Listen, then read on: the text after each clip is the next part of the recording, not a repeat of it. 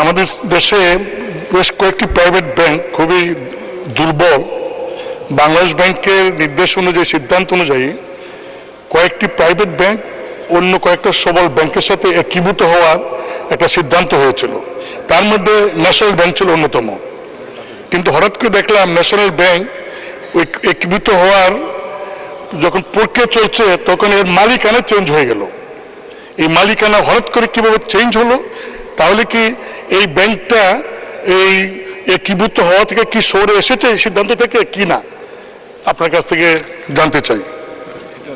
ধন্যবাদ মাননীয় প্রতিমন্ত্রী। ধন্যবাদ মাননীয় স্পিকার। মাননীয় বিরোধী দলীয় মাননীয় চিফ হুইপ খুবই স্পেসিফিক প্রশ্ন করেছেন। এখন এই স্পেসিফিক প্রশ্নের জবাব দিতে গেলে আমাকে বলতে হবে যে গত